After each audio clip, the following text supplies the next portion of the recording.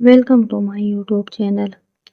शेफाली की आंखें इस एहसास से बंद हो चुकी थी। अर्जुन ने शेफाली के माथे पर किस किया और उसके कपबोर्ड से अपने कपड़े निकाल कर पहन लिए और फिर खुद भी अच्छे से रेडी होकर शेफाली का हाथ पकड़कर कमरे से निकलकर बाहर चला गया। शेफाली बस अपने हाथ को अर्जुन के हाथ में थामे हुए देख रही थी। अर्जुन ने जब ध्यान दिया तो पाया कि उसने शेफाली का पूरा जिस्म लव से भर दिया है, जो अब हल्की सी वीठी नजर आ रहे थे। लेकिन अर्जुन खुद को रोक नहीं पा रहा था। वह शेफाली को और प्यार करना चाहता था और अर्जुन जो सोच लेता है वह वही करता था। वो काफी देर तक शेफाली को जी भरकर प्यार करने लगता है। कुछ ही देर में अर्जुन को ऐसा लगा जैसे उसके अंदर के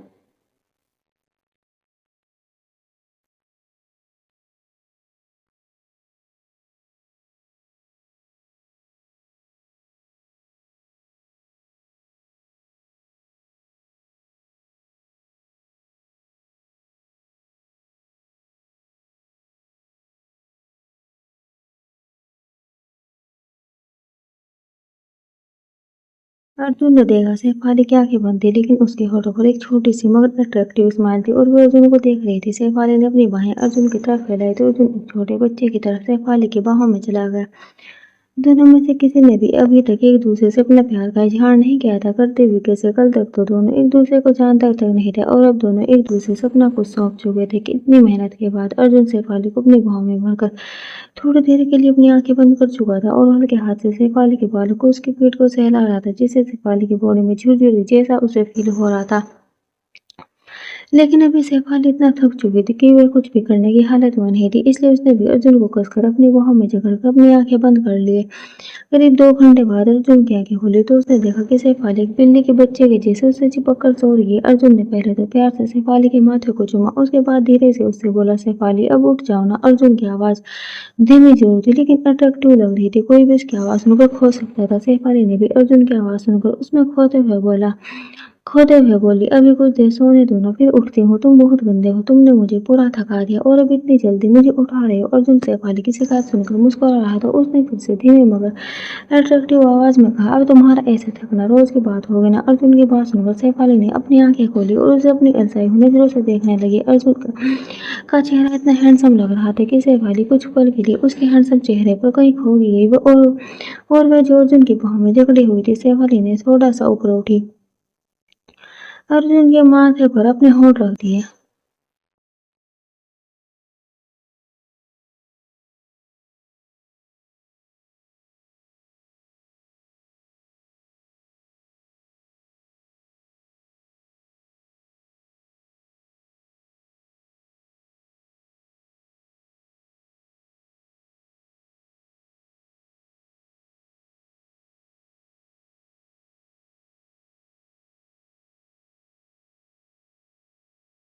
वह शेफाली को नहीं छोड़ना चाहता था, लेकिन हर टाइम ऐसा करना पॉसिबल तो नहीं था। इसलिए शेफाली ने अर्जुन को पकड़कर बड़े ही मैग्नेटिक आवाज में बोली, अर्जुन हमें नीचे जाना चाहिए, अब सब हमारा इंतजार कर रहे होंगे और अभी मैं बहुत थक गई हूँ, अभी मुझसे और नहीं होगा, तुम रात को कर लेना। शेफाली की रात को करने वाली बात सुनकर अर्जुन शेफाली के फिर उसने कहा, तुम सच कह रही हो ना, रात को मुझे तुम मना तो नहीं करोगी। अर्जुन अभी बिल्कुल एक छोटे बच्चे की तरह बिहेव कर रहा था। शेफाली ने वापस से अर्जुन के माथे पर किस किया और उससे बोली, हाँ पापा पक्का, हम फिर रात को करेंगे। शेफाली की इस बात को सुनकर अर्जुन खुश हो गया। उसने शेफाली को खुद से लेकर बेड पर लेटाया और खुद बेड से उठकर खड़ा हुआ। फिर झुककर उसने शेफाली को अपनी गोद में उठाकर बाथरूम में चला गया। अर्जुन ने शेफाली को शावर के नीचे खड़ा किया और शावर का टैप ऑन करके शेफाली की पूरी बॉडी को हल्का हाथों से साफ करने लगा।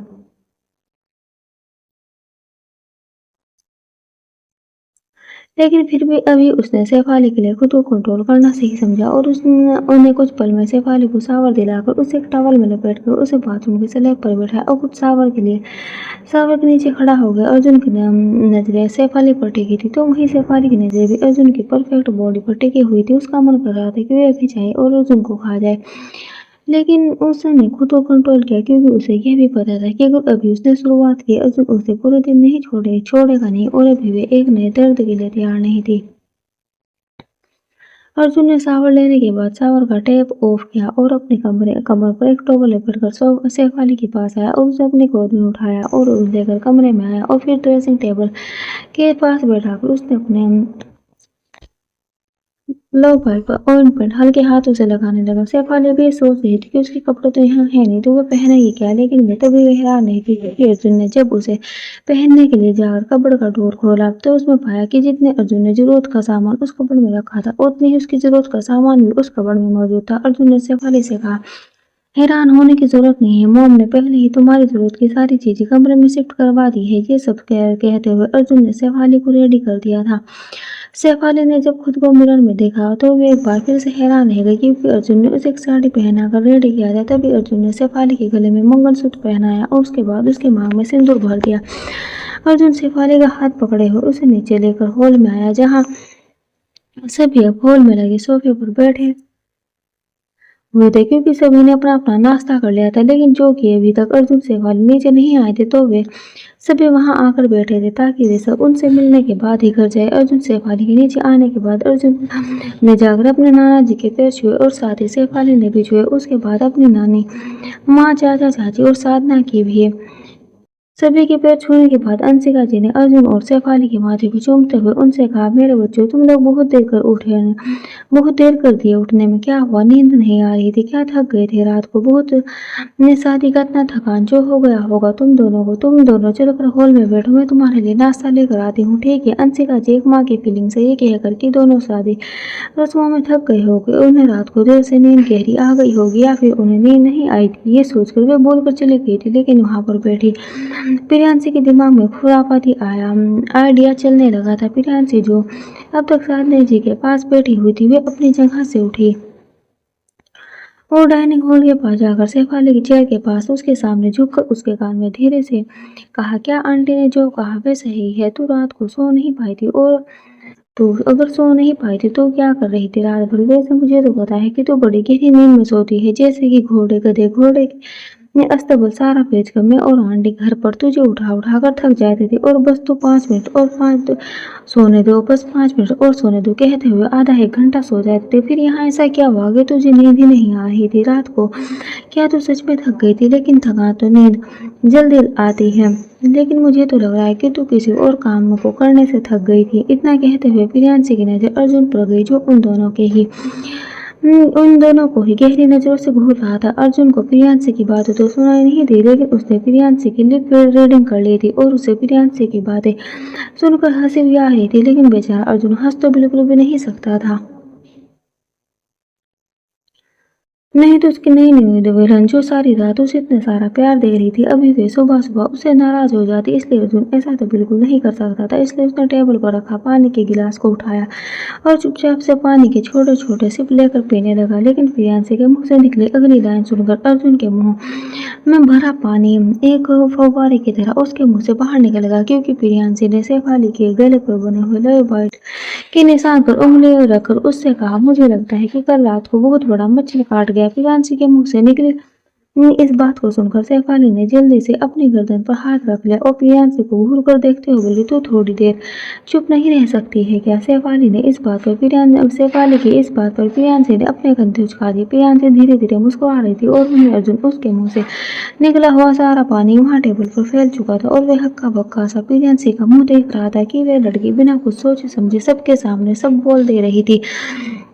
अर्जुन की हालत देखकर शेफाली को बहुत बुरा लग रहा था, लेकिन अभी वे कुछ कर नहीं सकती थी। वहीं बाकी सब जो पीछे सोफे पर बैठे हुए थे उन्हें कुछ समझ में नहीं आया कि उन तीनों के बीच में क्या बात हो रही है। उन्हें सिर्फ इतना दिखा कि अर्जुन के मुंह से पानी टेबल पर फव्वारे की तरह निकल गया। तो अर्जुन की चाची रौनक जी अपनी जगह से उठी और अर्जुन के पास आते हुए बोली, अरे अर्जुन क्या हुआ बेटा, ऐसे पानी क्यों निकाल रहे हो मुंह से, नहीं पीना है तो छोड़ दो। इतना कहते हुए अर्जुन के पास झुकी और टेबल पर रखे सामान को हटाते हुए वहां सामने खड़ी मेड से बोली, जाओ किचन से कोई कपड़ा लेकर टेबल को साफ कर दो। वह मेड तुरंत किचन में गई और वापस कपड़ा लेकर आकर टेबल को साफ करने लगी। रौनक जी वहां से हटती उससे पहले ही उन्हें अर्जुन की गर्दन के पास नाखून के गहरे निशान नजर आए। उसे देखकर उन्होंने भी अपनी उंगली से अर्जुन की गर्दन को छूते हुए अर्जुन से कहा, अर्जुन क्या कल रात को कोई बिल्ली का बच्चा तुम्हारे कमरे में घुस गया था और तुम उसके साथ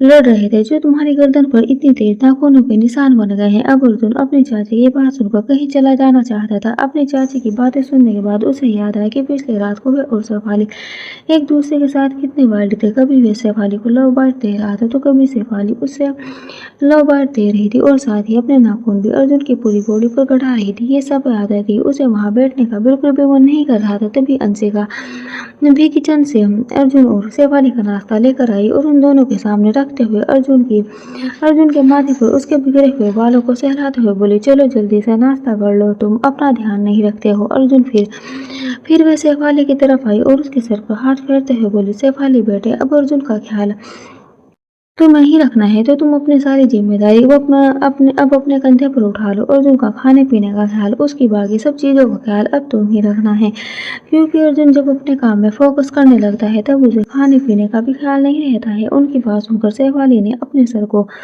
हाँ में हिला दिया और वे चुपचाप अपना नाश्ता करने लगी। लेकिन प्रियांशी कहाँ चुप बैठने वाली थी। प्रियांशी ने शेफाली के सर को अंशिका जी की तरह सहलाते हुए उसी टोन में कहा, हाँ शेफाली, तुम्हें अर्जुन का पूरा ख्याल रखना चाहिए। अर्जुन तेरा हस्बैंड है, तुझे उसके खाने पीने का ख्याल रखना है, उसके काम का ख्याल रखना है, और तुझे इस बात का भी ख्याल रखना है कि तुम्हारे कमरे में तुम्हारे अलावा दूसरी बिल्ली न घुस जाए जो अर्जुन को इस तरह से इतने गहरे निशान दे, उसकी गर्दन को ही नोचाए। प्रियांशी के इतना कहने पर अर्जुन का मुंह बन गया और वह प्रियांशी को खा जाने वाली नजरों से घूरने लगा, जैसे भी वह प्रियांशी को खा जाएगा। और वहीं शेफाली, जो अभी उपमा खा ही रही थी, वो उसके गले में अटक गया और वह खांसने लगी। शेफाली के खांसते ही अर्जुन अपनी जगह से उठकर जल्दी से शेफाली की तरफ आया। वहीं अंशिका जी शेफाली के पेट को सहला रही थी और साधना जी भी अपनी जगह से उठकर जल्दी से शेफाली को देखना है कि आखिर हुआ क्या है। शेफाली के सिर को सहला रही अंशिका जी की नजर शेफाली के बाल हटने पर उसकी गर्दन पर जगह जगह बने सवेरे निशान पड़ गई, जिसे देखकर वे सारा माजरा समझ गई थी कि प्रियांशी शेफाली और अर्जुन को लेकर छेड़ रही है। लेकिन उनकी नजर प्रियांशी पर गई तो जो वहां बैठे हंस रही थी और तब से उन दोनों को छेड़ रही थी। तब अंशिका जी ने प्रियांशी के सिर पर चपत मारते हुए कहा, तुम अपनी हरकतें बंद करो, दोनों बच्चों को परेशान कर रही हो। चलो जाओ यहाँ, चलो जाओ, उठो यहाँ से, जाओ जाकर सोफे पर बैठो। प्रियांशी अंशिका जी के कहने पर हंसती वहां से उठकर चली गई। उन निशानों को देखकर अंशिका जी समझ गई थी कि ये निशान क्या करने पर मिलते हैं। उन्हें खुशी थी कि अर्जुन और शेफाली के बीच वे सब हुआ है और वे दोनों एक दूसरे के हो चुके हैं। अंशिका जी ये सोचकर खुश हो रही थी कि उनका बेटा दिव्या से सगाई करने के बाद भी कभी उसके गले नहीं लगा था। वे शेफाली के उससे शादी करते ही उसका हो चुका था। अंशिका जी अब रिलैक्स फील कर रही थी कि उन्होंने जो सोचकर अर्जुन और शेफाली की शादी करवाई है, उनका वह डिसीजन बिल्कुल सही था। साधना जी जब उनके पास आई तो अंशिका जी ने साधना जी का हाथ पकड़ते हुए उनसे कहा, साधना, अर्जुन उसे संभाल लेगा, तुम चलो मेरे साथ। अभी शेफाली को बैग फेरे के लिए भी उसे घर भी भेजना है ना, तो उन रस्मों की तैयारी कर लेते हैं, चलो। इतना कहकर अंशिका जी साधना जी को वहां से लेकर चली गई, क्योंकि अर्जुन वहां शेफाली को संभाल रहा था। जैसे ही अर्जुन ने अंशिका जी के मुंह से ये सुना कि शेफाली पग फेरे के लिए अपने घर वापस जाएगी, वह जो अब तक शेफाली की पीठ को सहला रहा था उसके हाथ रुक गए और वह शेफाली को देखने लगा। वहीं शेफाली भी अंशिका जी की बातें सुनकर अर्जुन का चेहरा देख रही थी। अर्जुन ने अपनी गर्दन को एकदम धीरे से नाम हिलाकर शेफाली के कान को बाइट करते हुए कहा, तुम घर नहीं जाओगी, तुमने कहा था कि हम रात को करेंगे, कि तुम अपने घर कैसे जा सकती हो। शेफाली के कान को अर्जुन के बाइट करने पर उसे तेज दर्द का एहसास हुआ, जिससे उसके मुंह से हल्की सी सिसकी निकली, लेकिन वहां बैठे सभी उसकी सिसकी को न सुन लिया। इसलिए शेफाली ने जल्दी से अपने हाथ को उठाकर अपने मुंह को ढक लिया। उसका मन कर रहा था कि वे भी अर्जुन के कान को जोर से बाइट करे, तब उसे पता चलेगा कि उसे कितना दर्द कर रहा है। वहीं अर्जुन शेफाली की हरकत को देख रहा था। अर्जुन ने शेफाली से धीमे से लहजे में कहा, तुम नहीं जाओगी अपने घर, मुझे तुम हर वक्त मेरे पास चाहिए, मुझे तुम्हें प्यार करना है, कल रात की तरह, सुबह की तरह, बहुत सारा। इसलिए मैं कह रहा हूँ कि तुम अपने घर ना जाओ, वही तुम्हारे लिए अच्छा होगा। अर्जुन के चेहरे को शेफाली देख रही थी कि वे एक जिद्दी बच्चे की तरह शेफाली को उसके घर न जाने देने के लिए उसे धमकी दे रहा था। लेकिन शेफाली भी अर्जुन से कहाँ कम थी। उसने अपने मन में सोच लिया था कि अभी अभी अर्जुन ने जो उसके कान को बाइट करने की गलती की है, वह उसे इस चीज की सजा देकर रहेगी। इसलिए उसने डिसाइड किया कि वे अपने घर जरूर जाएगी। शेफाली अर्जुन को देखने के बाद चुपचाप अपना नाश्ता करने लगी। वहीं प्रियांशी अभी हर्ष के बगल में बैठी हुई उन दोनों को देखकर मुस्कुरा रही थी, क्योंकि उसे फिर से कुछ शरारत सोच रही थी। वहीं हर्ष प्रियांशी के चेहरे को देखकर समझ गया था कि वे फिर से कुछ करने वाली है, तो हर्ष ने उसके हाथ को पकड़कर दबाते हुए उसे अपनी तरफ झुकाकर उसके कान में धीमे से कहा, तुम फिर से कोई शरारत मत करना। मुझे तुम्हारा चेहरा देखकर ही पता चल रहा है कि तुम कुछ ना कुछ खुराफत करने की मूड में हो, इसलिए मैं तुम्हें मना कर रहा हूँ। देख लो, कुछ मत करना। मेरी माँ प्लीज, मैं तुम्हारे आगे हाथ जोड़ता हूँ। हर्ष के इतना कहने पर प्रियांशी उसका चेहरा देखने लगी। वही निधि जो उनके बगल में ही बैठी थी, वे उन दोनों को इस तरह से देखकर बस चल सकती थी। उसे प्रियांशी का हर्ष के इतने करीब बैठना और हर्ष का प्रियांशी के से इस तरह बात करना बिल्कुल भी बर्दाश्त नहीं हो रहा था। निधि ने अपने आप को कंट्रोल करने के लिए अपने हाथों की मुट्ठी कस ली थी। उसने अपने हाथों की मुट्ठी इतनी जोर से कसी थी कि उसके हाथों की उसके खुद के नाखून उसकी हथेलियों में गड़ रहे थे और उसमें से खून भी आने लगा था। निधि को हर्ष के साथ प्रियांशु को देखकर बहुत ही ज्यादा गुस्सा आ रहा था। उसका बस चल रहा तो भी वे प्रियांशु को जान से मार देती या फिर वह प्रियांशु को हर्ष से दूर धक्का दे देती। लेकिन अभी उसकी पूरी फैमिली हॉल में मौजूद थी और हर्ष प्रियांशु के साथ बैठा था, इसलिए उसे खुद पर काबू करना पड़ रहा था। निधि ने अपने मन में दांत पीसते हुए कहा, हर्ष तुम ये अच्छा नहीं कर रहे हो। तुम्हें अच्छे से पता है कि मैं तुम्हारे साथ किसी और को बर्दाश्त नहीं कर सकती। मैं तुम्हारे साथ किसी और को देख नहीं सकती। उसके बाद भी तुम मेरे सामने प्रियांशी के साथ बैठे हो। तुम्हें क्या लगता है कि मैं छोड़ दूंगी? नहीं ना तो मैं तुम्हें छोड़ूंगी और ना ही तुम्हारी इस प्रियांशी को छोड़ूंगी। जितना प्यार लुटाना है उस पर अभी लुटा लो, लेकिन बाद में तुम्हें इसकी कीमत चुकानी पड़ेगी। तुम्हें इसके लिए पे करना पड़ेगा। इतना सब सोचते हुए निधि की नजर लगातार प्रियांशी और हर्ष पर ही गड़ी हुई थी। वहीं अर्जुन के सामने बैठी शेफाली अर्जुन को इग्नोर करके बस अपना नाश्ता कर रही थी। वहीं अर्जुन शेफाली के इस बिहेवियर की वजह से उसे बुरी तरह से घूर रहा था। उसका बस चलता तो भी वह सबके सामने से शेफाली को गोद में उठाकर अपने कमरे में ले जाता और उसे बेड पर पटक कर उसके साथ फोर्सफुली इंटीमेट होता। ये भी अर्जुन के ख्यालात थे। जिसे शेफाली से दूर बैठी उन दोनों को ही मुस्कुराते हुए देख रही प्रियांशी समझ चुकी थी, इसलिए प्रियांशी हर्ष ने जो उसका हाथ पकड़ा था उसे छुड़ाकर अपनी जगह से उठी और वापस से शेफाली के पास जाकर प्रियांशी ने शेफाली के कंधे पर हाथ रखा और उससे कहा, कितनी देर से नाश्ता कर रही? अभी आंटी ने कहा ना कि तेरे पग फेरे की रस्म है और तुझे अपने घर जाना है, तो जल्दी नाश्ता खत्म कर। तुझे घर जाने की खुशी नहीं हो रही है क्या? प्रियांशी के इतना कहने पर अर्जुन की नजर अब प्रियांशी को घूरने लगी। वहीं शेफाली अपना सर उठाकर प्रियांशी को देखने लगी तो प्रियांशी ने एक बड़ी सी इस्माइल के साथ उससे कहा, चल ना, आज का पूरा दिन और पूरी रात हम दोनों एंजॉय करेंगे। फिर से पहले की तरह तेरे कमरे में मस्ती करेंगे। उसके बाद तो तू अपने ससुराल आ जाएगी। यहाँ तो हमारा मस्ती करना कहाँ हो पाएगा। चल जल्दी कर। इतना कहते हुए प्रियांशी ने शेफाली का हाथ पकड़ा और उसे चेयर से खड़ा करके डाइनिंग टेबल से दूर सबके बीच हॉल में लेकर आई। वहीं प्रियांशी की इस हरकत से अर्जुन का पारा चढ़ गया था। अर्जुन ने अपने मन में बदबुदाते हुए कहा, कहते हैं साले जीजा को उसकी बहन के साथ इन्वॉल्व करती है, लेकिन मुझे एक ऐसी साली मिली है जो मुझे मेरी ही बीवी से दूर करने पर लगी हुई है। पहले तो इसने मेरे और शेफाली की बॉडी में एक दूसरे की दी लव बाइट को सबके सामने शो कर दिया और हमारा तमाशा बना दिया, और अब ये शेफाली को मुझसे दूर लेकर जा रही है। इस लड़की का कुछ तो करना पड़ेगा। फिर उसकी नजर हर्ष पर गई जो खुद अपने सर पर हाथ लिए बैठा था और वहां भी और वे भी प्रियांशी को ही देख रहा था। प्रियांशी की इस हरकत पर हर्ष ने अपना सिर पीट लिया था, क्योंकि उसके मना करने के बाद भी प्रियांशी मानी नहीं थी और वे जाकर अर्जुन और शेफाली के बीच में कबाब में हड्डी बन रही थी। तभी वहां साधना जी और अंशिका जी आई सबके बीच में, और उन्होंने शेफाली के सर पर हाथ रखते हुए कहा, वैसे तो पग फेरे की रस्म के लिए 2-3 दिन के लिए लड़कियां अपने घर जाती है, लेकिन बेटा तुम्हें आज नहीं लेकिन कल जरूर घर वापस आना है। ठीक है, कल तुम आ जाओगे ना?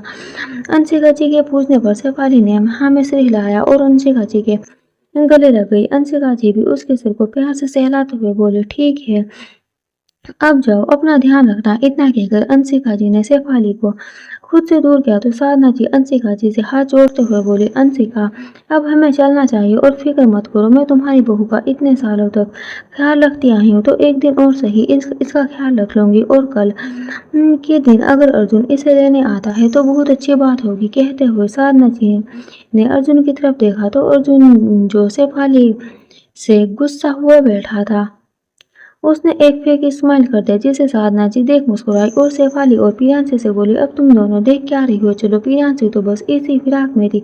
उसने शेफाली का हाथ कस के पकड़ा और उसे खींचते हुए बाहर की ओर लेकर जाने लगी। उनके पीछे अंशिका जी, साधना जी, हर्ष और बाकी सभी चल रहे थे। हर्ष का मन कर रहा था कि वह भी जाकर प्रियांशी को शेफाली से दूर करे और उसे खुद गोद में उठाकर वापस अपने फ्लैट पर लेकर चला जाए, लेकिन अभी वैसा कुछ नहीं कर सकता था क्योंकि वहाँ बाकी सब भी मौजूद थे। सभी हंसी खुशी बात करते हुए शेफाली, साधना जी, प्रियांशी और हर्ष को बाहर तक छोड़ने के लिए जा रहे थे। वहीं अर्जुन के दिमाग में ये चल रहा था कि वह कैसे शेफाली को रोके, लेकिन अभी फिलहाल के लिए उसके दिमाग में तो ऐसा कुछ आइडिया नहीं रहा था। इसलिए उसने हड़बड़ी में शेफाली को आवाज देते हुए कहा, शेफाली 1 मिनट रुको।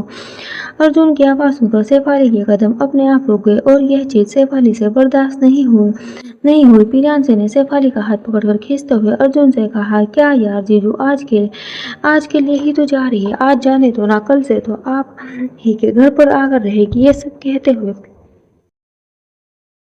प्रियांशी का मुंह फूल कर गुब्बारा हो गया था, लेकिन अर्जुन तो बस शेफाली को अपने साथ लेकर जाना चाहता था। इसलिए उसने एकदम ठंडे लहजे में प्रियांशी से कहा, मुझे बस 10 मिनट शेफाली से कुछ बात करनी है, उसके बाद तुम अपने फ्रेंड को लेकर जा सकते हो। इतना कहकर अर्जुन शेफाली के करीब आया और प्रियांशी से शेफाली के जिस हाथ को पकड़ रखा था उस हाथ को प्रियांशी के हाथ से छुड़ाकर उसने पकड़ा और शेफाली को लेकर अपने कमरे की तरफ चला गया। अर्जुन किस तरह तो सबके बीच से शेफाली को लेकर जाने पर अर्जुन के नानी ने साधना जी के कंधे पर हाथ रखते हुए कहा, साधना बेटा, उसे कुछ बात करनी होगी शेफाली से, चलो हम बात सब बाहर चलते हैं। इतना कहते हुए सब अभी 2 कदम आगे बढ़ गए थे कि तभी हर्ष ने कहा, साथ में अपनी कार की कमरे भी मैं ही भूल गया हूँ, आप सब चलिए, मैं कार की लेकर आता हूँ। हर्ष अपने जीन्स के बैक पॉकेट में कार की ढूंढते हुए बोल रहा था। प्रियांशी उसे घूरते बोले, तुम हमेशा कुछ ना कुछ भूल जाते हो, हर्ष जल्दी लेकर आना, हम वेट कर रहे हैं, तब तक शेफाली भी आ जाएगी। हर्ष ने हमें हाँ में से हिलाया और वह भागते हुए कमरे की तरफ चला गया जहाँ पर वह कल रात रुका था। हर्ष जब उस कमरे में पहुंचा तो उसने सबसे पहले बेड के पास और टेबल पर देखा, लेकिन उसे वहाँ कार की नहीं मिली। तो वे अपने कमर पर हाथ रखकर खड़ा हुआ इधर उधर देखते हुए सोचने लगा कि कल रात उसने अपना फोन कार की कहाँ रखा था। हर्ष ने इधर उधर देखते हुए कहा, कल मैंने यहीं तो रखा था अपना पर्स, फोन और कार की तो वे मिल क्यों नहीं रहा है। मेरे पास मेरा पर्स है, फोन भी है, लेकिन कार की कहाँ जा सकती है। तभी हर्ष की नजर बेड के पास कार पेड़ के नीचे पड़ी कार की पर गई। उसने झुककर कार की को उठाया और खुद से बोला, वह तो तुम यहाँ पड़ी हुई हो और तुम्हारी वजह से वहाँ मेरी मैडम मुझ पर गुस्सा कर रही है, कह रही है कि मैं हमेशा हर चीज भूल जाता हूँ। जो तो जनाब, तुम्हारे पास तो मुंह है नहीं जो तुम उसे जाकर कहोगी कि तुम्हें मुझसे छिपती फिर रही थी। चलो कोई नहीं, अब हमें चलना चाहिए। अभी हर्ष ने इतना कहा ही था कि तभी उसे अपने सीने पर 2 नरम मुलायम हाथ महसूस हुए। हर्ष को फील हो रहे नरम मुलायम हाथ पर उसने अपना हाथ रखा और मुस्कुराते बोला, तुम क्या थोड़ी देर इंतजार नहीं कर सकती थी, नीचे यूं पर आना क्या सही है, क्या सोचेंगे सब हमारे बारे में। इतना कहते हुए हर्ष जैसे पीछे मुड़ा, उसके होश उड़ गए। उसके होठों पर जो बड़ी मुस्कान थी वे कहीं गायब सी हो गई, क्योंकि अब तक वह जिसे सोचकर वे सब बातें कर रहा था सामने वे थी ही नहीं। मैं अब तक ये बातें प्रियांशी के बारे में सोचकर कर रहा था कि वे नीचे नहीं रुक सकी और इस तरह से उसके पीछे आना सबके सामने से अच्छा नहीं लगता। लेकिन अभी हर्ष के सामने प्रियांशी नहीं निधि खड़ी थी, जिसे देखकर हर्ष के होश उड़ चुके थे और उसके होठों की मुस्कान भी गायब हो चुकी थी। हर्ष ने अब तक जो निधि का हाथ पकड़ रखा था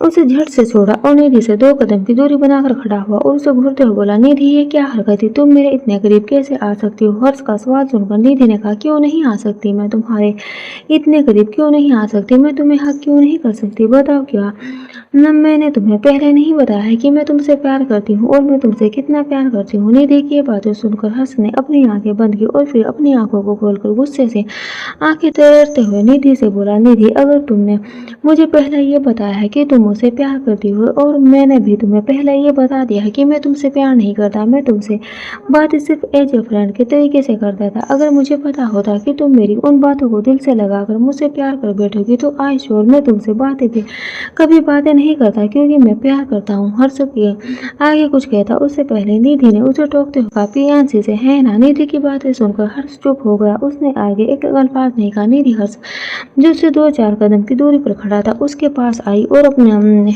इंटेंस फिंगर को हर्ष के सीने पर रखते हुए बोली, हर्ष तुम्हें पता है ना मैं कितनी जिद्दी हूँ।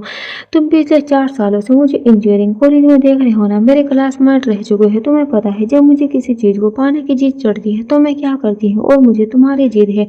जिद नहीं, मैं तुमसे प्यार करती हूँ। I am possessive for you. Harsh मैं तुम्हें किसी और के से ना ही शेयर कर सकती और ना ही तुम्हें किसी और का होते हुए देख सकती हूँ, चाहे फिर प्रियांशी हो या फिर कोई और हो। मैं तुम्हें चाहती हूँ Harsh. I really love you. कहते हुए हर्ष निधि हर्ष के सीने से लगने लगी, लेकिन हर्ष ने निधि को उसकी बाह से पकड़कर खुद से दूर करते हुए कहा, निधि बिहेव योरसेल्फ। मैं तुमसे प्यार नहीं करता। प्यार सिर्फ करने का नाम नहीं है, प्यार देने का नाम भी है। और मैं जब तुम्हें प्यार नहीं दे सकता तो मैं तुम्हें क्यों ये कहूँ कि मैं तुमसे प्यार करता हूँ। देखो निधि मैं एक अनाथ हूँ और मैं एक ऑर्फनेज में रह रहा था। प्रियांशी मेरे साथ उसी ऑर्फनेज में रहती थी। मैं 10 साल की उम्र से प्रियांशी से प्यार करता हूँ और आज भी उसे उतना ही प्यार करता हूँ। मैं उसे किसी कीमत पर नहीं छोड़ सकता। अरे छोड़ने की बात तो छोड़ो, उसे छोड़ने के ख्याल से मैं मर जाऊंगा। तो क्या तुम ये चाहती हो कि मैं मर जाऊं। जैसे ही हर्ष के मुंह से अल्फाज निकले निधि ने उसके मुंह पर हाथ रखते हुए गुस्से से आंखें दिखाते हुए उससे कहा, ये फालतू वाली बातें मेरे सामने मत करो, और अगर तुम प्रियांशी के बिना नहीं रह सकते तो उसे मरना होगा। जैसे ही निधि ने कहा हर्ष ने एक खींच कर समाचा उसके गाल पर मारा, जिसकी गूंज उस कमरे में गूंजने लगी थी और निधि का चेहरा एक साइड से झुक गया था। हर्ष ने गुस्से से उबलते हुए निधि को उंगली दिखाते हुए कहा, मेरे बारे में कुछ कहो मैं बर्दाश्त करूंगा, लेकिन अगर मेरी प्रियांशी के बारे में कुछ कहोगी तो तुम्हें ही जान से मार दूंगा। निधि वह मेरी सांसों के लिए जरूरी है। अब तुम्हें पता है एक इंसान सांस लेने के लिए क्या कुछ कर सकता है। मैं उससे भी ज्यादा हूँ।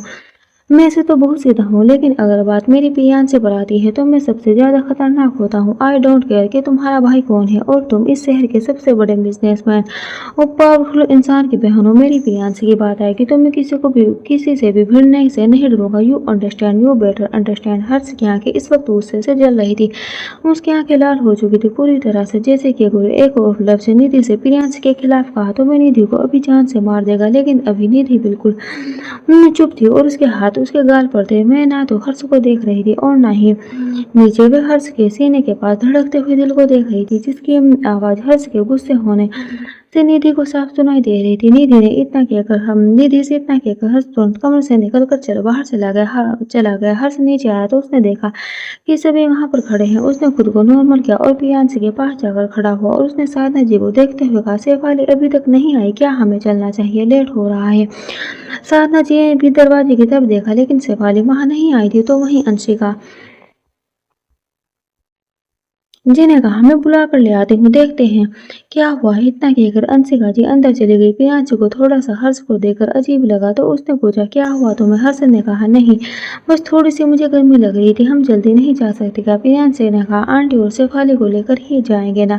क्या बोल रहे हो? प्रियांशी ने धीरे से हर्ष को समझाया। हर्ष ने हाँ कहा और अपनी नजर इधर उधर देखने लगा था कि उसे थोड़ी बेटर फील हो, लेकिन तभी उसने देखा कि निधि बालकनी में खड़ी और उसे प्रियांशी को ही देख रही थी। उसके देखने पर से हर्ष ने अपनी नजर फेर ली। वहीं बालकनी में खड़ी निधि अपने गाल पर, जिस गाल पे हर्ष ने उसे थप्पड़ मारा था, वहां हाथ रखते हुए कहा, हर्ष तुमने मुझ पर हाथ उठाकर बहुत बड़ी गलती कर दी। मैं तुम्हें कुछ नहीं करूंगी, लेकिन तुम्हें पे जरूर करना पड़ेगा। और पे कैसे? मैं डिसाइड करूंगी। उसकी नजर लगातार प्रियांशी को ही देख रही थी और ये बात महसूस करते ही हर्ष प्रियांशी के आगे जाकर खड़ा हो चुका था, जैसे वे निधि की नजरों से प्रियांशी को प्रोटेक्ट करना चाहता है। उनकी बातें सुनकर प्रियांशी ने हर्ष से पूछा कि वे उसके आगे जाकर क्यों खड़ा हुआ है। तो हर्ष ने उसके माथे पर बिखरे बालों को समेटकर उसके कान के पीछे करते हुए कहा, बस तुम्हारे बाल बिखर रहे थे तो सोचा अपनी गोलियों की हरकतों से इसे समेट दो। प्रियांशी के गाल शर्म से लाल हो गए थे, क्योंकि वहां पर अभी भी बहुत लोग खड़े थे। साधना जी, रौनक जी और अर्जुन के नाना ने और उसके चाचा भी। हर्ष की हरकत से प्रियांशी ने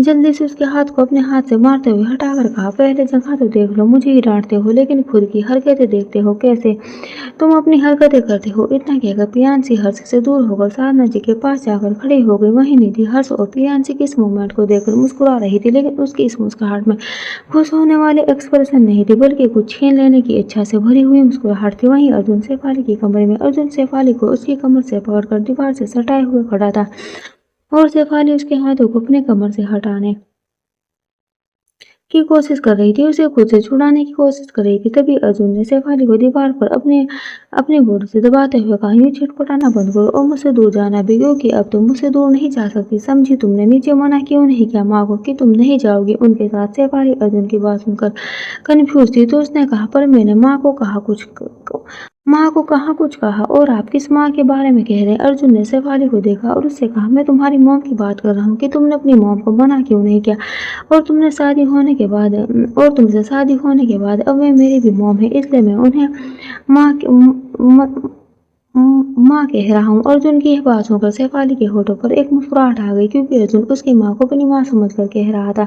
शेफाली ने अपनी बाहें अर्जुन के गले में डालते हुए कहा, वह क्या है ना, कल रात भर से आपने मुझे परेशान किया तो थोड़ी सी सजा मेरी तरफ से भी बनती है, इसलिए आज मैं अपने घर जा रही हूँ, अपनी माँ के घर। आप अकेले रहो अपने कमरे में। इतना कहकर जैसे ही शेफाली 2 कदम आगे बढ़ी, तभी उन्हें बाहर से अंशिका जी की आवाज़ सुनाई दी। वहीं अंशिका जी जब अर्जुन और शेफाली को ढूंढते हुए उनके कमरे के पास आई और नॉक किया तो अर्जुन के बाहों में, तभी शेफाली ने जैसे ही कुछ कहना चाहा तो अर्जुन ने उसके मुंह पर अपना हाथ रख उसका मुंह बंद करते हुए अपनी माँ अंशिका जी से कहा, माँ बस 10 मिनट में आ रहे हैं, वह मेरा कुछ सामान खो गया है, वे शेफाली ढूंढने में हेल्प कर रही है, बस थोड़ी देर में नीचे आ रहे हैं। अर्जुन के कहने पर अंशिका जी ने कहा, अच्छा ठीक है, लेकिन जल्दी आना, और जो भी ढूंढ रहे हो अगर वह ना मिले तो बाद में ढूंढ लेना। शेफाली को अपने घर जाना है, जल्दी आओ। अंशिका जी की ये बात सुनकर अर्जुन ने कहा, बस 10 मिनट में मैं नीचे आते हैं। अर्जुन की बातें सुनकर अंशिका जी वहां से चली गई। अंशिका के जाते ही अर्जुन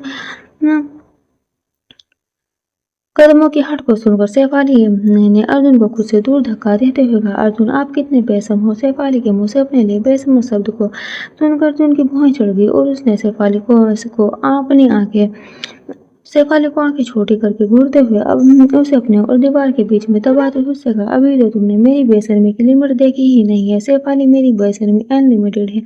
सिर्फ तुम्हारे लिए मैं तुम्हारे सामने बहुत ज्यादा बेशर्म हो सकता हूँ। बताओ कैसे मैं तुम्हारे सामने बिना कपड़ों के रह सकता हूँ। तुम्हारे सामने मैं तुम्हें एक्साइटेड करने के लिए दिखा सकता हूँ। मैं तुम्हारे सामने और ज्यादा बेशर्म होने के लिए, तुम्हें अपने साथ इन्वॉल्व करने के लिए तुम्हारी बॉडी को हिट दे सकता हूँ, तुम्हारी बॉडी को गर्म कर सकता हूँ। मैं तुम्हारे सामने हद से ज्यादा बेशर्म हो सकता हूँ, बिकॉज हम दोनों का जो रिश्ता है उसमें शुभ नाम की कोई जगह नहीं है, क्योंकि कहते हैं मर्द औरत का लिबास होता है। तो मैं तुम्हें अपने सामने बिना कपड़ों के भी रख सकता हूँ, बिकॉज अगर मैं तुम्हारे सामने हूँ तो तुम्हें कपड़े पहनने की जरूरत नहीं है। ये सब कहते हुए अर्जुन की आंखों में शरारत और होठों पर तिरछी मुस्कान नजर आ रही थी, और शेफाली अर्जुन की सारी बातें मुंह खोले सुन रही थी। उसने अर्जुन को अपने ऊपर से धक्का देते हुए कहा, कुछ भी हमारे रिश्ते को जोड़े हुए अभी सिर्फ एक ही दिन हुआ है। अर्जुन कल रात ही हमारी शादी हुई। और शेफाली इससे आगे कुछ कहती उससे पहले अर्जुन वापस से बिल्कुल उसके करीब आकर उसके होठों पर अपनी उंगली रखकर उसे रखते हुए उससे बोला, और हम 2 दिन पहले ही एक हो चुके थे, सिर्फ रिश्ते से नहीं जिस्म से भी। हमारा जो रिश्ता था वे 2 दिन पहले ही हमें एक कर चुका था। जो जिस्म से रूह में से बस जाने वाला रिश्ता कहलाता है, और कल रात जो रिश्ता हमारे बीच वापस से बना वह हमारे जन्मों तक साथ निभाने के लिए था, लेकिन जो दायरे होते हैं वे हमने परसों रात ही पूरे कर लिए थे। अर्जुन ये सारी बातें शेफाली से कह रहा था, लेकिन उसकी नजर सिर्फ शेफाली के होठों पर टिकी हुई थी। शेफाली ने जैसे ही कुछ बोलने को अपना मुंह खोला, वैसे ही अर्जुन ने उसके होठों को अपने होठों की कैद में ले लिया और उसके होठों को धीरे धीरे किस करने से स्टार्ट करके डिप किस करने लगा, और 2 मिनट में ही पूरी वाइल्ड तरीके से अर्जुन शेफाली के होठों को किस करते हुए बाइट कर रहा था। और शेफाली अर्जुन को खुद से दूर हटाने की कोशिश कर रही थी, तो अर्जुन ने शेफाली का हाथ पकड़ा और ऊपर उठाकर दीवार से सटाकर और अपने सीने से उसके सीने को दबाते हुए दीवार में अपना दबाव बनाने लगा। शेफाली इससे ज्यादा देर तो खुद को संभाल नहीं पाई और उसने खुद भी अर्जुन को किस बैक करना शुरू कर दिया। शेफाली अर्जुन का साथ देने लगी। शेफाली का साथ पाकर अर्जुन ने धीरे धीरे शेफाली के हाथों में से अपने एक हाथ को फिर किया और शेफाली के दोनों हाथों को अपने एक हाथ में पकड़कर ऊपर ही उठाए रखा, और अर्जुन ने अपने दूसरे हाथ को नीचे करके शेफाली के इसे शेफाली खुद को और कंट्रोल नहीं कर पा रही थी, लेकिन अर्जुन मान कहाँ रहा था। शेफाली जब उसे छोड़कर जा रही थी और प्रियांशी के कहने के मुताबिक आज का पूरा दिन और रात वे शेफाली अर्जुन से दूर रहेगी, इसलिए अर्जुन अपने आज के दिन और रात की नींद पूरी करना चाहता था शेफाली ने, ताकि आज वे सैफ से ताकि वह आज सैफ के बिना रह पाए। वैसे तो अर्जुन चाहे तो वह खुद को कंट्रोल कर सकता है सैफ के बिना, लेकिन वह खुद को कंट्रोल नहीं कर पा रहा था क्योंकि जब से सैफ उसके लाइफ में आई थी, या यूँ कहे कि 2 दिन पहले जब सैफ उसकी ज़िंदगी में आई तो उसने अर्जुन को कह दिया जो वो इतने सालों से फ़ील नहीं कर पा रहा था। और अभी उसके पास सैफ का होना मतलब वह बार-बार खुद को उस तरह से फ़ील कर रहा था और करना चाह रहा था ताकि उसे यकीन हो सके जो प्रॉब्लम उसके 6 साल पहले उसके साथ एक्सीडेंट में उसे मिली थी। और उसके बाद वह कितनी बार कोशिश कर चुका था लड़कियों के करीब जाने की, लेकिन मैं नहीं कर पाया था। वहीं वही चीज़ वह सैफ के साथ आसानी से बिना किसी ड्रग के असर किए और बिना किसी नशे के कर रहा था। देखा जाए तो पहली रात जो दोनों करीब आए थे वे दोनों ही नशे में थे, लेकिन कल रात जब उनकी वेडिंग नाइट थी दोनों बिना किसी नशे के एक दूसरे के करीब आए थे और अर्जुन अपने वजूद को महसूस कर पा रहा था सैफ के अंदर। और यही चीज़ अर्जुन को सैफ की ओर करीब कर रही थी, उसे सैफ के करीब खींच रही थी। और अर्जुन बिना खुद को कंट्रोल किए बस सैफ के करीब जा रहा था। करीब 20 से 25 मिनट सैफ के होठों को वाइल्ड किस करने के बाद जब अर्जुन को महसूस हुआ कि सैफ उसकी वजह से अब सांस नहीं ले पा रही है, बल्कि सैफ पूरी तरह से अनकॉन्शियस होने लगी है, तो अर्जुन ने उसके होठों को छोड़ा और उसकी गर्दन और कॉलर बोन पर किस करने लगा। और सैफ गहरी सांस ले रही थी और उसकी सांसें अर्जुन के कान और गर्दन को छू रही थी, तो अर्जुन को और बेकाबू होने पर मजबूर कर रही थी, जिससे अर्जुन ने सैफ के गले पर किस करते हुए बाइट कर लिया था, जिससे सैफ के मुंह से एक सिसकी निकली और ये सिसकी अर्जुन को पागल कर देने के लिए थी। अर्जुन ने अपनी किस की रफ्तार और तेज कर दी और उसने सैफ को और लो बाइट देते हुए किस करना शुरू कर दिया। ये सैफ को अच्छा भी लग रहा था और उसे सब क्या कहेंगे ये बातें भी सता रही थी, क्योंकि उन दोनों को कमरे में आने के बाद 30 मिनट गुजर गए और अभी तक अर्जुन ने उसे छोड़ा नहीं था। अर्जुन के होठ सैफ के करीब जैसे उसके सीने पर आ रहे थे।